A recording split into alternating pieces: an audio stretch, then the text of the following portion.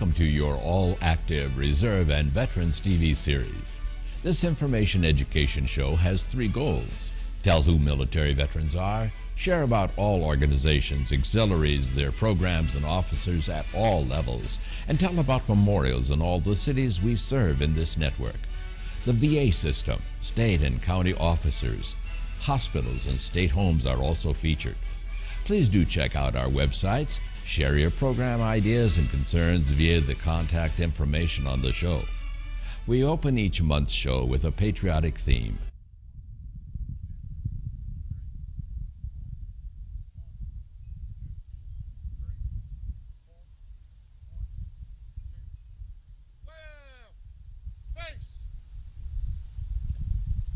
Prepare to post.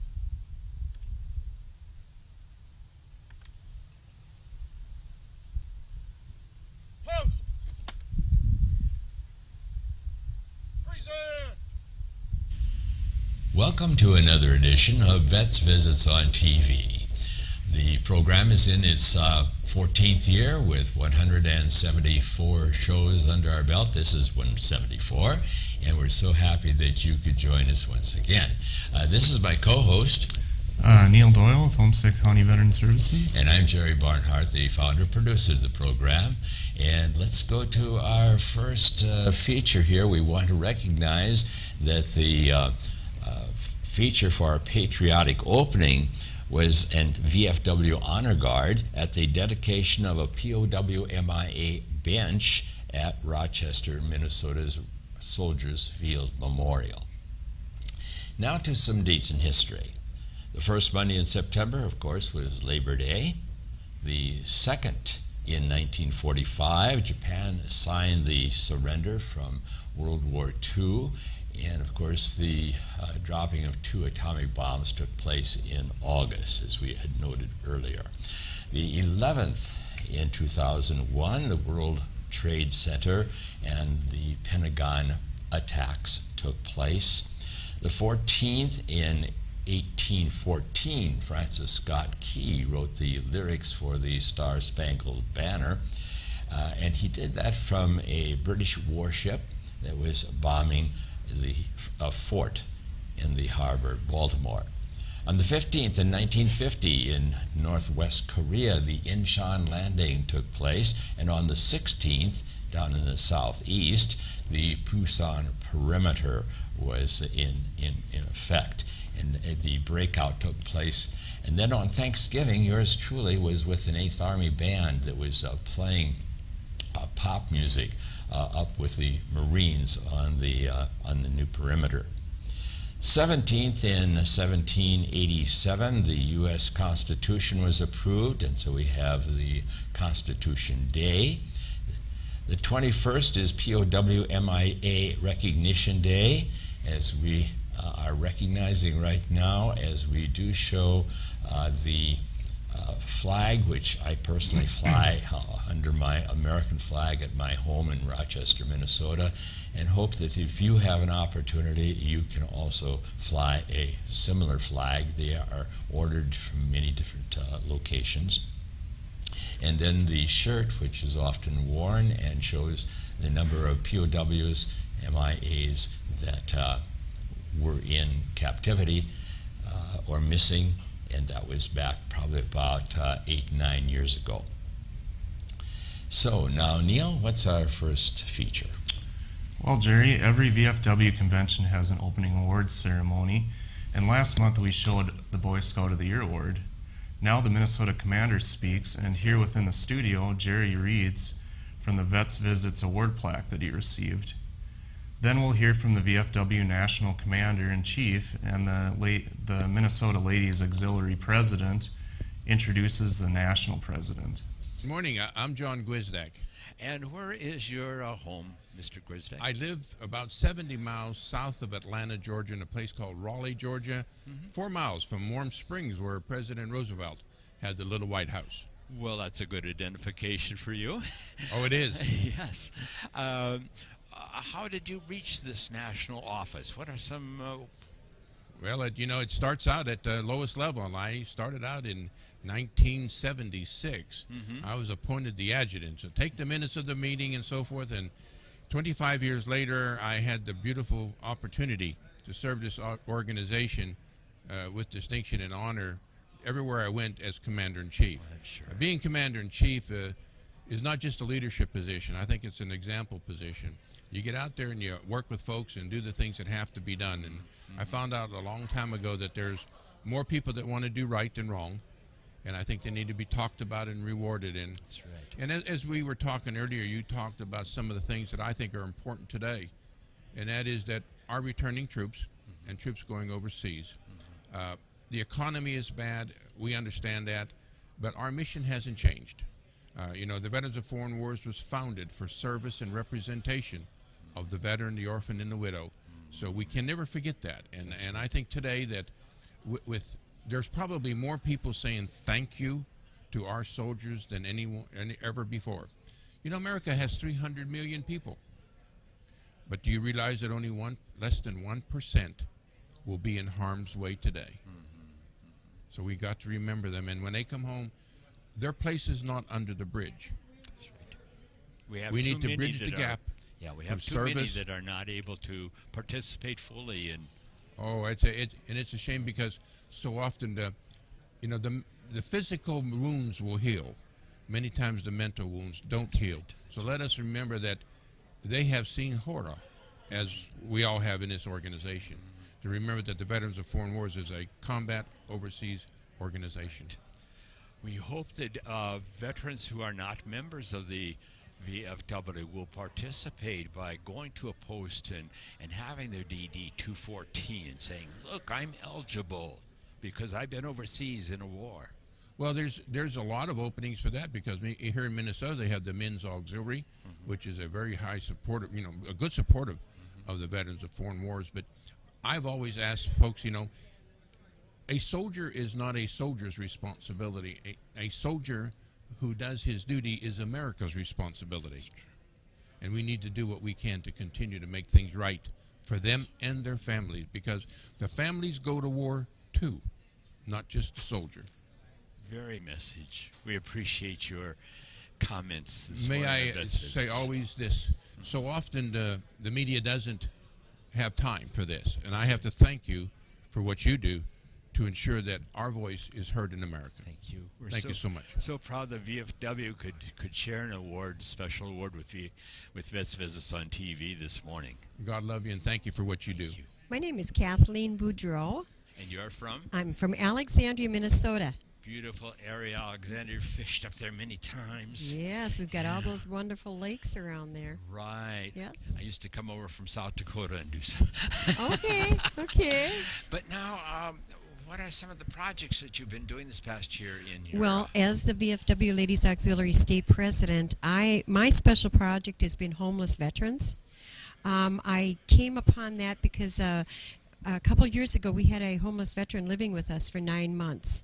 And I was so taken with him and just how much homelessness is in this country. And that is exactly why I did this. We also, in the Ladies Auxiliary, we have a special project each year where we pick a certain symbol, and mine is the maple leaf, and we have jewelry, and we have clothing. And so I have a jacket, a apple green and a chocolate brown with my maple leaf on it.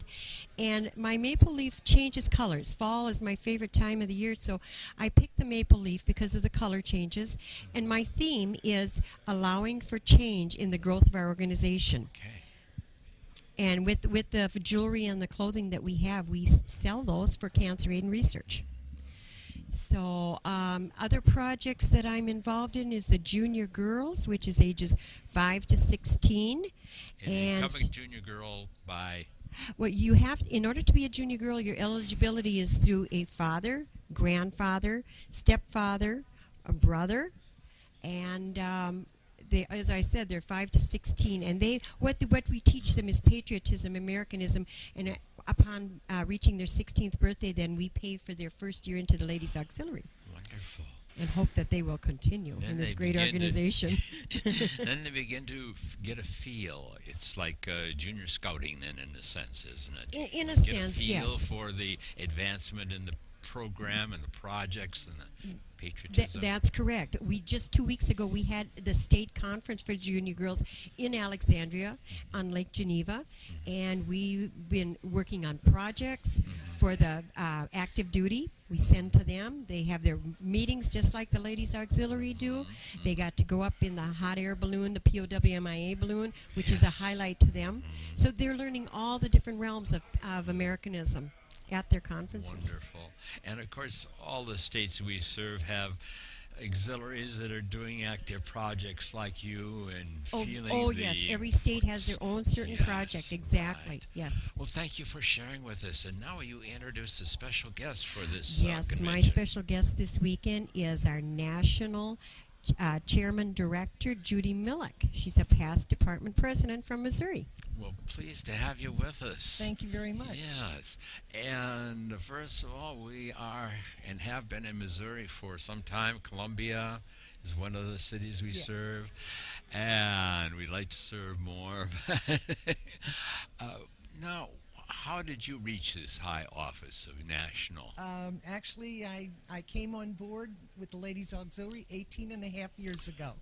I've been in my position as director of programs, and I oversee the national directors' promotional bulletins, and I handle all the awards for the national organization on the Ladies Auxiliary side. There was an award handed out this morning, something about penmanship or something. Was that started as a state project, wasn't it? That was the Patriots pen. Yes. That's a VFW and Ladies Auxiliary project. But it was listed as a national, and you handed out the award, did you not? I gave it to her, yes. Okay.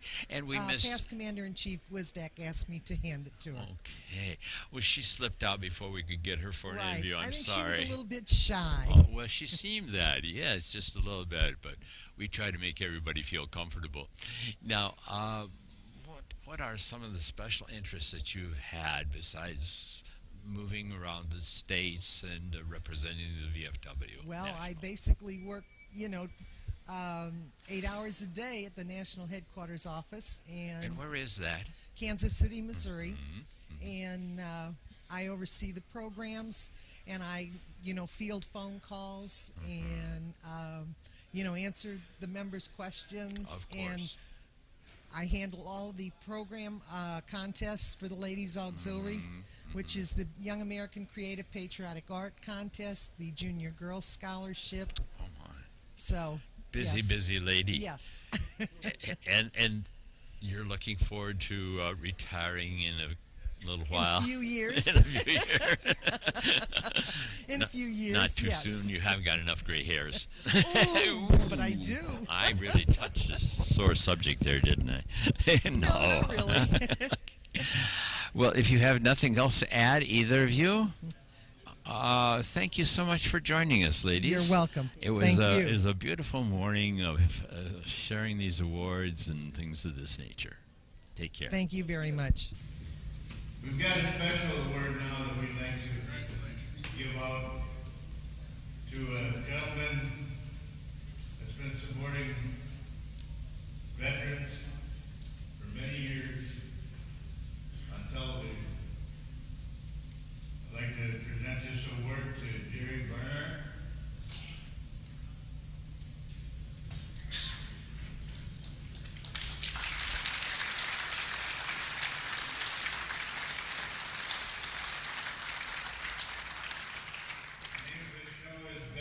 Visit on TV. I'm not going to read the whole thing. Jerry wants to read it. This is the plaque which was received at an award ceremony at the convention, and let me share that with you. Presented to Jerry Barnhart, Vets Visits on TV, in recognition of your support of veterans of Minnesota and veterans of this nation, and your unwavering resolve throughout the years. In 1997, Vets Visits on TV was started when Jerry noticed a considerable void in media coverage on veterans' activities. At the time, Vets Visits on TV was deployed on his monthly cable show to fill that void. Currently, Vets Visits on TV is seen in 21 states nationwide, providing specific information relative to veterans and their families. Presented the 17th day of June 2011 on behalf of the Commander, Donald R. Dahlman, and the State Adjutant. Quartermaster.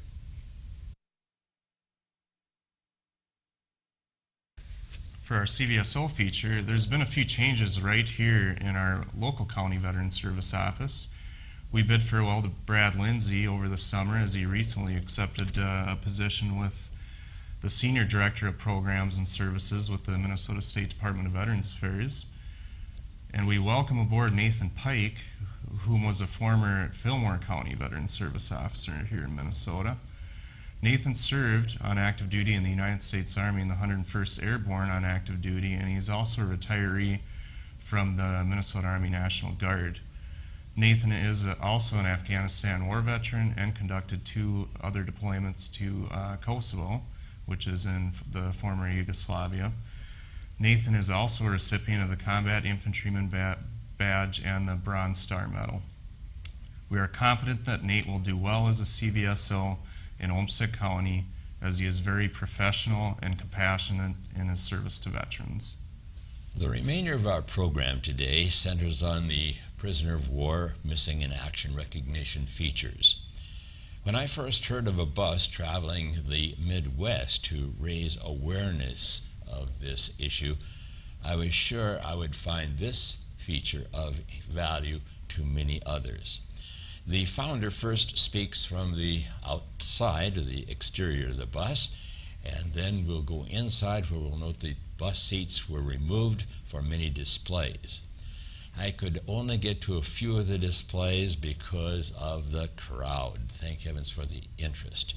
We'll also be honored to hear from a member of the National POW Organization, as he was kind of hesitant about talking about his experiences. But let's go to this feature now. My name is Michael Lewick Trams, and I'm the Executive Director of Traces, Center for History and Culture in St. Paul, Minnesota. And we have 2 buses that have been retrofitted as mobile museums. They've gone through the Midwest, and now one of them is on the East Coast, having been to Texas, to Florida, and up to North Carolina. Our 2 buses have been in 26 states. We've had over 250,000 people go through the exhibits. We've had 3 exhibits in total. And the great thing about these exhibits is they can go wherever it's a paved road, or if we really have to, a gravel road. But we've had these exhibits about, for example, Midwest POWs in Nazi Germany, German POWs in the Midwest, German American civilian internees. We've had them in western Nebraska cow towns. We've had them in northern Minnesota logging camps and inner city Chicago schools. So the great thing about this is we can take them wherever there are people who want to see this stuff. Often our audiences where we go would never get to a museum in Topeka or Madison or Chicago, but if we take the exhibit to them, they go and see these stories. In fact, one of the things we found is that the buses themselves are a sensation, and people go just to see the buses. Now, when did this process begin? Are you the originator of it? Right. I designed and drafted the buses. We first went out in March of 2004, and in the last 6 years, as I've said, we've been in 3,500 communities in 26 states. After 250,000 people, though, we're sort of looking to our next feat, and we're trying to send one of the buses to Germany next year for 2 years. Oh, really? What a project. Yeah. So, what inspired you to do this? What is your background as a service person? Well, I actually have not been in the armed services. Okay. I come from a farm in Iowa. Okay. I had uncles who fought in World War II, but what really motivated me was my research. As a PhD history student in Berlin, I lived in Germany for 8 years. I was struck by how many of the stories have to do with the Midwest, and coming from Iowa, I was intrigued how we could preserve these.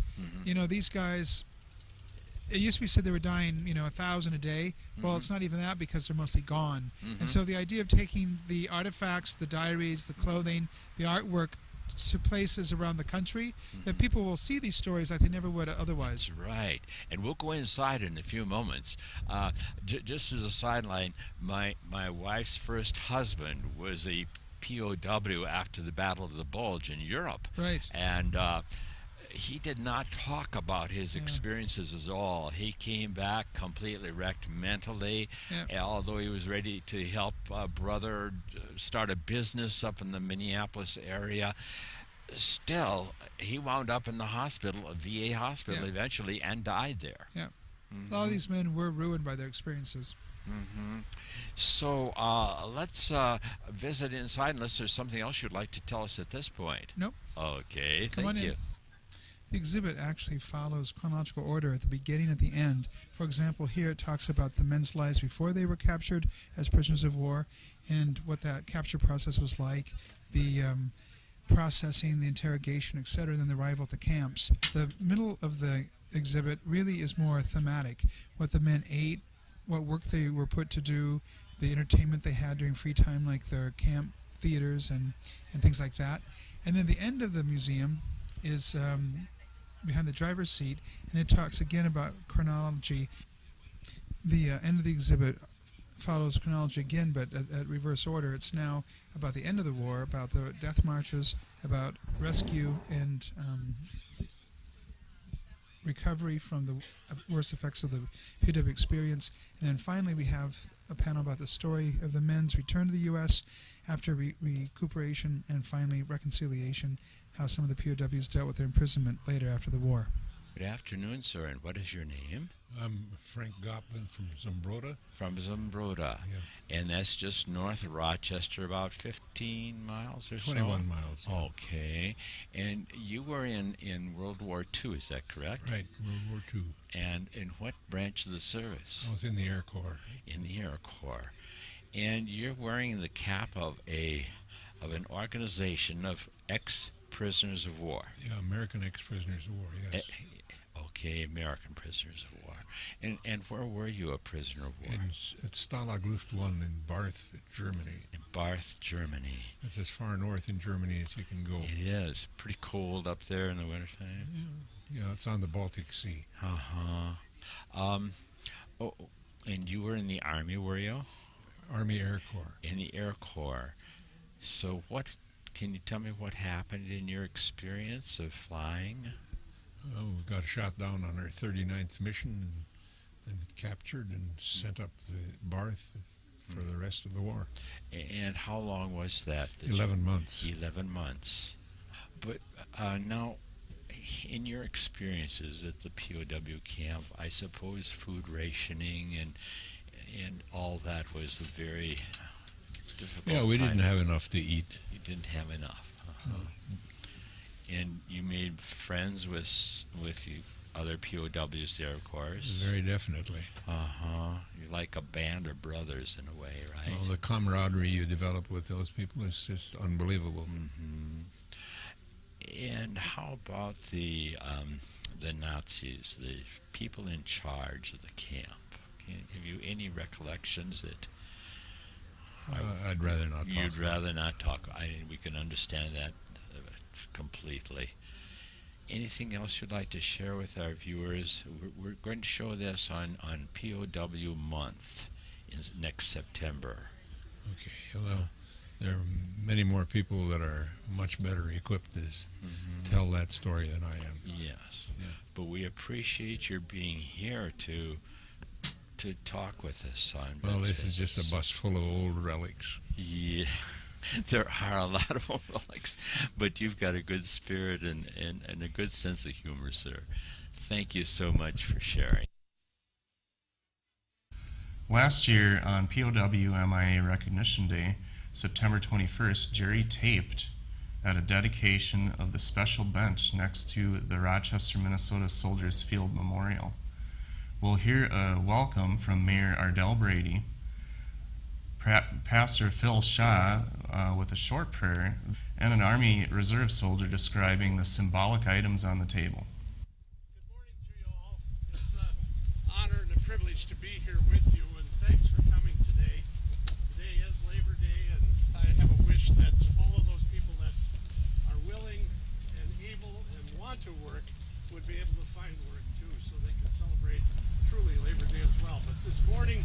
we're celebrating and honoring our prisoners of war and those missing in action. And I can't help but think a couple of years ago when one of the hot air balloons that we had here is the POW MIA. And a high school student here in town said, "What does POW MIA mean?" And it was just sad to think that they did not know what POW and MIA is all about. And so today we're being honored by having a bench that will be dedicated to those prisoners of war and those missing in action. Again, welcome here today. I continue to say that this is one of the most fantastic memorials, I think, not only in the state, the upper Midwest, and sure in the United States, and thanks to all of those people that have contributed to it, both financially and their labor in putting this together. Thank you, and God bless to all of you. Lord, it's with grateful hearts that we gather here today to dedicate this bench to those POWs and MIAs who have served our country. But Lord, we also ask that you would comfort those loved ones who are still waiting for them to come home. Then, Lord, we pray that you would grant the insight and the skill for those who are in the process of still finding, searching for those POWs and MIAs. It's our desire, Lord, that you bring them home. In Jesus' name, amen. Small, symbolizing the frailty of one prisoner. Tablecloth is white, symbolic of the purity of their intentions to respond to their country's call to arms. The red rose signifies the blood they may have shed and sacrificed to ensure the freedom of our beloved United States. It also reminds us of all who keep the faith while awaiting their return. The yellow ribbon represents the yellow ribbons worn by the thousands who demand unyielding determination and proper accounting of our comrades. The slice of lemon reminds us of their bitter fate. The sprinkled salt reminds us of the countless fallen tears of families as they wait. The glass is inverted. They cannot toast with us this night. The chair is empty. They are not here. The candle is reminiscent of the light of hope which lives in our hearts to illuminate their way home, away from their captors, to the open arms of a grateful nation. The Bible represents the strength gained through faith to sustain those lost from our country, founded as one nation under God. Dedicate the sidewalk of 546 pavers. Right now at this memorial we have 5,466 pavers with heroes' names on them. Thanks to family, friends, and community for doing it. Hope we were able to raise the awareness of our audience and you wherever you are in our 21 state network and share with others about POWs, prisoners of war, and those missing in action. It's a very difficult and yet important experience to return the bodies or the persons who are in this awful situation. That's our show. Any final comment, Neil? No, just keep them in your thoughts as you enjoy the rest of your short remaining summer that's left. Okay, yes. Well, actually, the kids are back in school and the teachers are working hard at it. And yes, summer extends into September a little bit. So thank you again for joining us for Vets Visits on TV. See you again next month.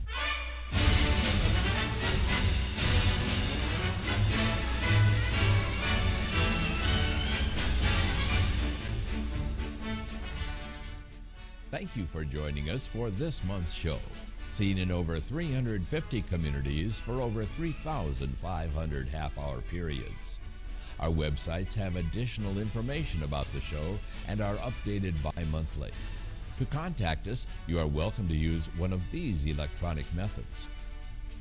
For all ground mail with questions, suggestions for future programs, you may use this address. Our IRS nonprofit status is 501c3, Information Education. The Minnesota Commissioner of VA and these state-level organizations believe in and endorse Vets Visits. Join us next time, won't you, for Vets Visits on TV.